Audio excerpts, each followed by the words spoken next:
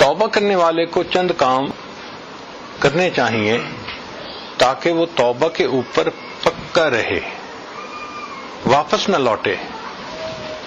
پہلا کام یہ کہ برے دوستوں کو چھوڑے۔ امام غزالی رحمۃ اللہ علیہ نے لکھا ہے کہ یار بد مارے بد سے بھی زیادہ برا۔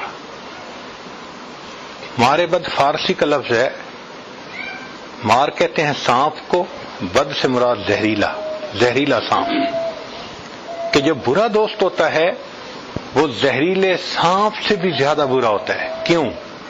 اس لیے کہ سانپ ڈس لیتا ہے، انسان کی جان چلی جاتی ہے، برا دوست ڈس لیتا ہے، انسان کا ایمان ہی چلا جاتا ہے۔ اس لیے یار بد مارے بد سے زیادہ برا ہے۔ لیکن اگلی بات امام غزالی رحمۃ اللہ نے عجیب لکھی ہے، اس کو پڑھ کے تو ہمیں بھی حیرت ہوئی۔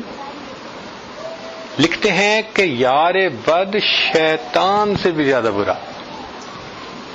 اب ذہن میں خیال آیا کہ بھائی وہ کلمہ گو تو ہوگا نا، گو فاسق فاجر سے ہی، بدکار سے ہی کلمہ تو پڑھتا ہے، اور شیطان تو بدبخت ہے، اس سے برا کیسے ہو گیا؟ مگر امام غزالی رحمۃ اللہ نے اس کی بھی لاجک دی، بہت خوبصورت بات سمجھائی۔ وہ فرماتے ہیں کہ دیکھو، جو شیطان ہے نا، وہ صرف انسان کے ذہن میں گناہوں کا وسوسہ ڈالتا ہے، انسان کے دل میں گناہوں کا وسوسہ ڈالتا ہے، اس سے اوپر تو کچھ نہیں کر سکتا، صرف میسج بھیجتا رہتا ہے گناہوں کے۔ آپ اس میسج کو نہ پڑھیں، میسج کو ڈیلیٹ کر دیں، یہ تو آپ کا اختیار ہے نا، وہ کوئی پابند تو نہیں کرتا، پڑھنا بھی ہے، اس پر عمل بھی کرنا ہے، یہ تو ہمارا سویٹ چوائس ہے۔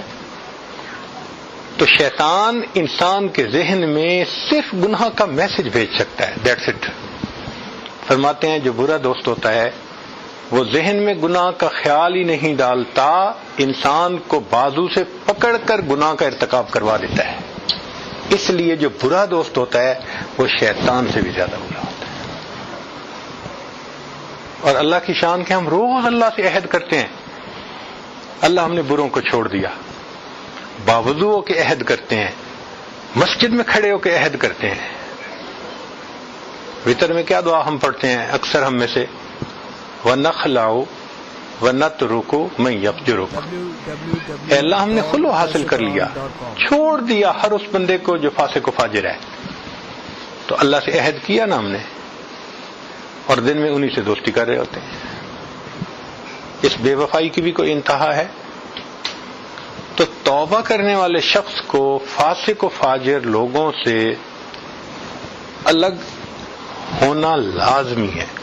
اس کی مثال یوں سمجھیں کہ اگر ایک موتی کسی گندی نالی میں پڑا ہے، آپ اس کے اوپر پانی ڈالتے رہیں، ٹن پانی بھی ڈال دیں گے نا تو وہ صاف نہیں ہوگا، اس لیے کہ ذرا پانی ڈالنا بند کیا پھر گندا پانی اس کو گندا کر دے گا۔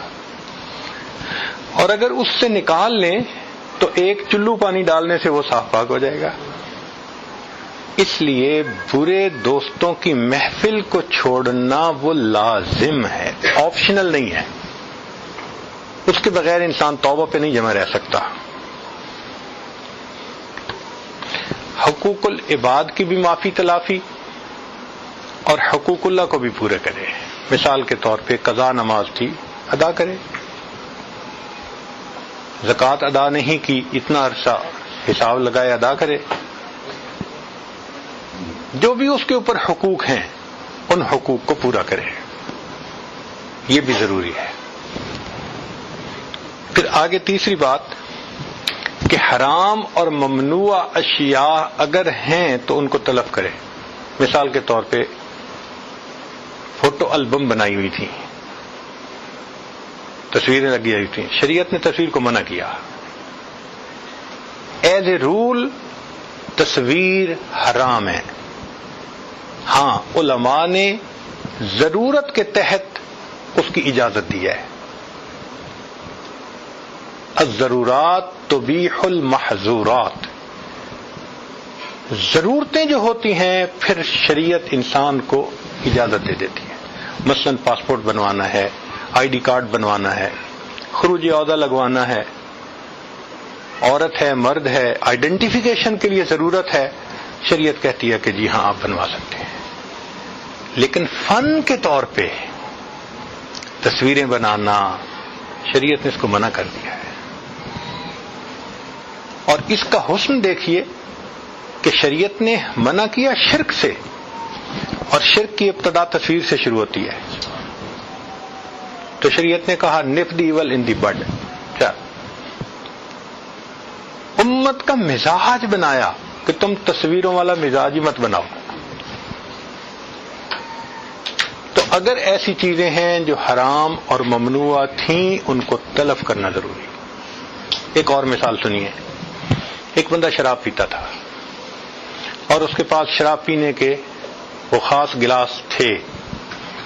اب اس نے توبہ کر لی تو یہ نہیں کہہ سکتا جی میں ان کو دھو لیتا ہوں اور میں ان میں جوس پی لیا کروں گا، پانی پی لیا کروں گا. شریعت کہتی ہے نہیں.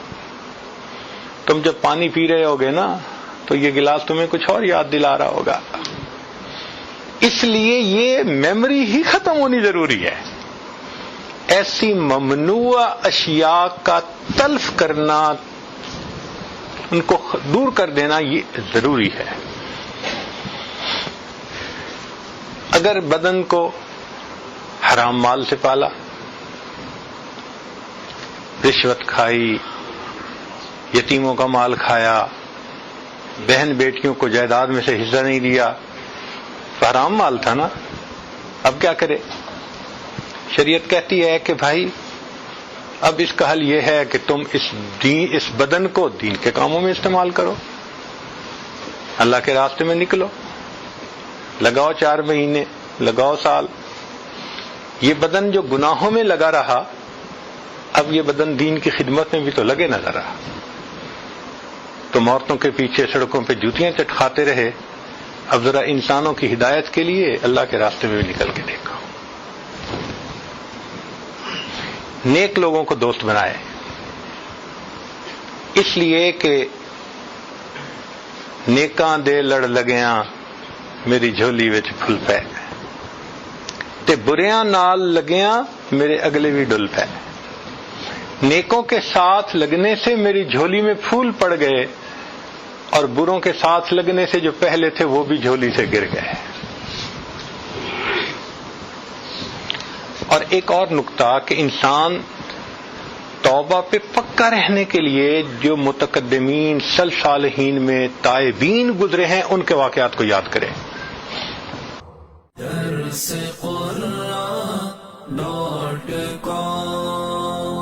www.darsequran